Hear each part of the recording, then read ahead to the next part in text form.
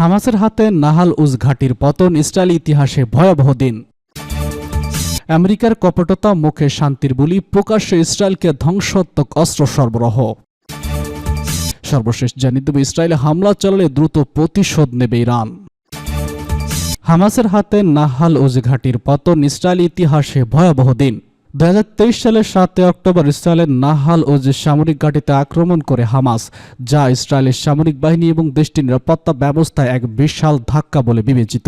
হামাসের সেই আক্রমণে ঘাঁটিটির অধিকাংশ সৈন্য নিহত হন এবং অনেক বন্দী হন। বিবিসির এক প্রতিবেদনে এই ঘটনার সাক্ষীদের সঙ্গে প্রাপ্ত তথ্য অনুযায়ী সেই ঘটনার বিশদ বর্ণনা তুলে ধরা হলো। ইসরায়েলের নাহাল উজ ঘাঁটি, যা গাজার সীমান্ত থেকে মাত্র 1 কিলোমিটার দূরে অবস্থিত। ঘাঁটিটি 2023 সালের 7 অক্টোবর ভোরে হামাসের আক্রমণের মুখোমুখি হয়। এর আগে ঘাঁটিটির কয়েকজন সৈন্য সীমান্তের সন্দেহভাজন কার্যকলাপ লক্ষ্য করেন, বিশেষ করে ইসরায়েলি সেনাবাহিনীর সীমান্ত পর্যবেক্ষককারী দল, যারা সিসিটিভি ফুটেজে পর্যবেক্ষণ করেছিলেন।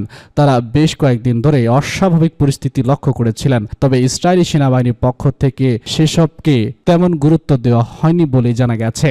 হামাসের এই হামলার সময় অনেক ইসরায়েলি সৈন্য অক্ষরিত ছিলেন এবং তাদের নজরদারি চালানোর কিছু সরঞ্জাম নষ্ট বা অকেজ ছিল। বিশেষ করে নাজাল আজ ঘাঁটির এই বেলুন নজরদারি ব্যবস্থাপনা কাজ করছিল না তখন। ইসরায়েলি প্রতিরক্ষা বাহিনী জানায়, বেলুনটি গত 7 অক্টোবরের আগেই নষ্ট হয়ে যায় এবং সেটি ঠিক করার চেষ্টা পরবর্তীতে করা হবে বলে সিদ্ধান্ত নেওয়া হয়েছিল। সেদিন হামাসের আক্রমণ শুরু হয় ভোর 6:20 দিকে। প্রথমে রকেট হামলা চালায় ঘাঁটির দিকে এগিয়ে আসে হামাস যোদ্ধারা। ইসরায়েলি সেনাবাহিনীর নজরদারি দল এটি শনাক্ত করার চেষ্টা করে, তবে হামাসের আক্রমণ এতটাই দ্রুত গতিতে ঘটে যে ইসরায়েলি সৈন্যরা তা প্রতিরোধ করতে ব্যর্থ হয়। এর ফলে সকাল 7টার মধ্যে হামাস যোদ্ধারা নাজাল উজ ঘাঁটির যুদ্ধকক্ষ পর্যন্ত পৌঁছে যায়। এতে যুদ্ধ পরিস্থিতি ক্রমেই আরও ভয়ঙ্কর হয়ে ওঠে। প্রায় 70 জন হামাস যোদ্ধা নাজাল উজ ঘাঁটিতে চারদিক থেকে আক্রমণ শুরু করে, যদিও ঘাঁটির ভিতর থেকে ইসরায়েলি সেনাবাহিনী প্রতিরোধের চেষ্টা করে। তবে হামাস যোদ্ধাদের সংখ্যা বেশি হওয়ায় এবং তাদের রণকৌশল এতটাই শক্তিশালী ছিল যে তারা সহজেই ঘাঁটিটি দখল করতে সক্ষম হয়। অন্যদিকে ইসরায়েলি বাহিনীর সাহায্য পাঠাতে দেরি হওয়ার পরিস্থিতি আরও খারাপ হয়। হামাসের সেই আক্রমণে 60 জনেরও বেশি ইসরায়েলি সৈন্য নিহত এবং অনেকেই বন্দী হন। হামাসের হাতে বন্দী হওয়া ইসরায়েলি নারী সৈন্যদের একটি ভিডিও প্রকাশিত হয়। সেখানে দেখা যায় অনেকেই নিহত হন এবং কয়েকজন গাজায় নিয়ে চলে যাওয়া হয়। ঘটনার পর ইসরায়েলি সামরিক বাহিনী এবং সামাজিক বিজ্ঞানীরা স্বীকার করেছেন যে এই ঘটনার পিছনে বড় ধরনের কৌশলগত ভুল ছিল। সীমান্ত ঘাঁটিতে পর্যাপ্ত সুরক্ষা ব্যবস্থা ছিল না এবং সৈন্যরা অক্ষরিত ছিলেন। অন্যদিকে গোয়েন্দা তথ্য থাকার পরও বিষয়টিকে অবহেলা করা হয়েছিল, যা ঘাঁটির পতনের অন্যতম কারণ হিসেবে চিহ্নিত করা হয়। ইসরায়েলি বাহিনী ওই দিন সন্ধ্যা নাগাদ পুনরায় ঘাঁটির নিয়ন্ত্রণ নিতে সক্ষম হয়, তবে ইতিমধ্যেই ঘাঁটির উল্লেখযোগ্য ক্ষতি হয়ে যায় এবং প্রায় সব সৈন্য নিহত বা বন্দী হন। হামাসের ওই হামলা ইসরায়েলকে তারা নিরাপত্তা কৌশল ও ব্যবস্থায় বড় ধরনের পুনর্মূল্যায়নের দিকে ঠেলে দেয়। 2023 সালের 7 অক্টোবর সেই হামলার পর ইসরায়েলের জনগণ এবং সামরিক বাহিনী নিজেদের সুরক্ষা ব্যবস্থা নিয়েও কঠোর প্রশ্ন তুলতে শুরু করে। আইডিএফ জানিয়েছে সেই ঘটনার তদন্ত এখনও চলমান। এর মাধ্যমে ভবিষ্যতে এমন আক্রমণ থেকে রক্ষা পাওয়ার উপায় খোঁজা হচ্ছে। আমেরিকার পতন ঘণ্টা মুখে শান্তির বুলি, প্রকাশ্যে ইসরায়েলকে ধ্বংসাত্মক অস্ত্রের সরবরাহ। ফিলিস্তিন এবং লেবানন জনগণের বিরুদ্ধে মানবতা বিরোধী অপরাধ অব্যাহত রাখার বিষয়ে ইহুদিবাদী ইসরায়েলি শাসক গোষ্ঠীকে সবুজ সংকেত দেওয়া মার্কিন প্রেসিডেন্ট জো বাইডেন স্বীকার করেছেন যে তার সরকার ইসরায়েলকে যে পরিমাণ সাহায্য করেছে মার্কিন যুক্তরাষ্ট্র আর কোনো সরকারই এতটা সাহায্য করেনি। মার্কিন প্রেসিডেন্ট জো বাইডেন সম্প্রতি ইহুদিবাদীদের উদ্দেশ্যে এক বিবৃতিতে বলেছেন, আমার সরকারের চেয়ে কোনো সরকার ইসরায়েলকে এত বেশি সাহায্য করেনি।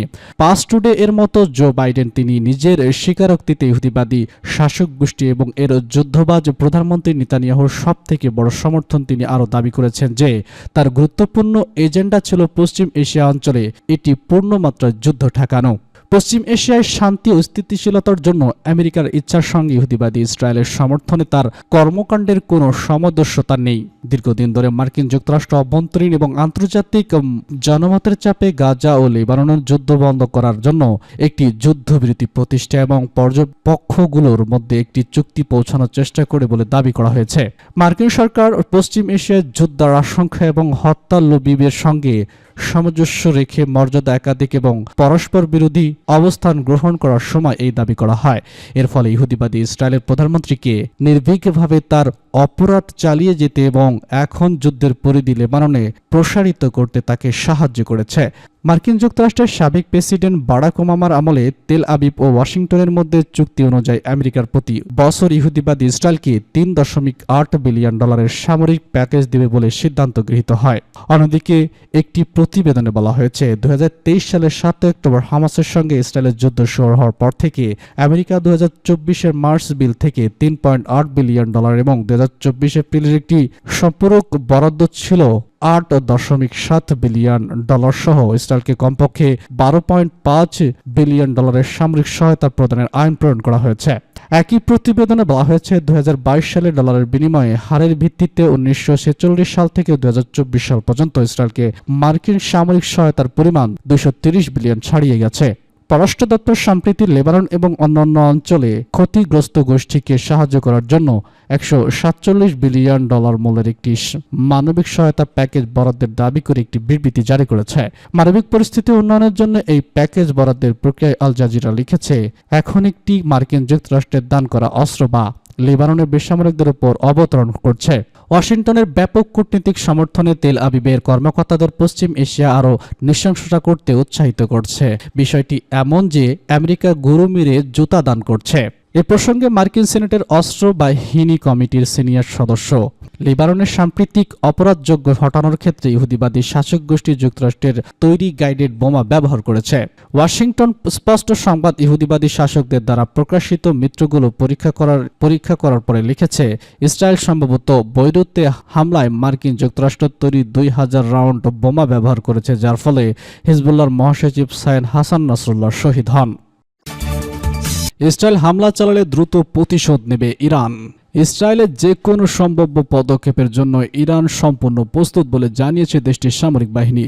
রোববার তেহরানের সামরিক সূত্রের বরাত দিয়ে বার্তা সংস্থা ইরানা জানায়, ইসরায়েল যে কোনো আক্রমণ চালালে ইরান তাৎক্ষণিকভাবে প্রতিরোধমূলক ব্যবস্থা নেবে। ইরানের পরিকল্পনায় বিভিন্ন ধরনের পাল্টা এবং নির্দিষ্ট হামলার ব্যবস্থা রয়েছে, যা ইসরায়েলের পদক্ষেপের প্রকারভেদ অনুযায়ী সিদ্ধান্ত নেওয়া হবে। ইরানের সামরিক সূত্রটি আরও জানিয়েছে যে প্রমিস টু অভিযানের সময় ইরান দেখিয়েছে যে তারা ইসরায়েলের যে কোনো স্থানে হামলা চালাতে সক্ষম। প্রসঙ্গত গত 1 অক্টোবর রাতে ইরানের সামরিক বাহিনী ইসরায়েলের সামরিক গুপ্তচর ও গোয়েন্দা ঘাঁটিগুলো লক্ষ্য করে প্রায় 200টি ক্ষেপণাস্ত্র ছোড়ে, যা ফিলিস্তিনের স্বাধীনতাকামী সংগঠন হামাসের রাজনৈতিক প্রধান ইসমাইল হানিয়া, হিজবুল্লাহর মহাসচিব হাসান নাসরুল্লাহ এবং আইআরজিসির ব্রিগেডিয়ার জেনারেল আব্বাস নীল ফোরামের হত্যার প্রতিশোধ হিসেবে বিবেচনা করা হয়। পাল্টা হামলা চালানোর ঘোষণা দিলেন ইসরায়েলের প্রধানমন্ত্রী বেনিয়ামিন নেতানিয়াহু। শনিবার জাতির উদ্দেশ্যে দেওয়া এক ভাষণে ইসরায়েলের প্রধানমন্ত্রী বেনিয়ামিন নেতানিয়াহু বলেছেন, সম্প্রতি ইরান ইসরায়েলের যে মাত্রার ক্ষেপণাস্ত্র হামলা চালিয়েছে, বিশ্বের অনন্য কোনো দেশ তাদের ভূখণ্ডেও জনগণের উপর এই মাত্রায় হামলার বরখাস্ত করবে না, ইসরায়েলও করবে না। নেতানিয়াহু বলেছেন, নিজেদের ভূখণ্ড ও নাগরিকদের রক্ষা করা শুধু আমাদের অধিকার নয়, এটা ইসরায়েলেরও দায়িত্ব। ইসরায়েল সেই দায়িত্ব নিশ্চিতভাবেই পালন করবে। এমন প্রেক্ষাপটে ইরানের এই বার্তা ইসরায়েল ও ইরানের মধ্যে উত্তেজনা আরও বাড়িয়ে তুলেছে, যা আঞ্চলিক নিরাপত্তার জন্য হুমকি দাঁড়িয়েছে। সূত্র বিবিসি।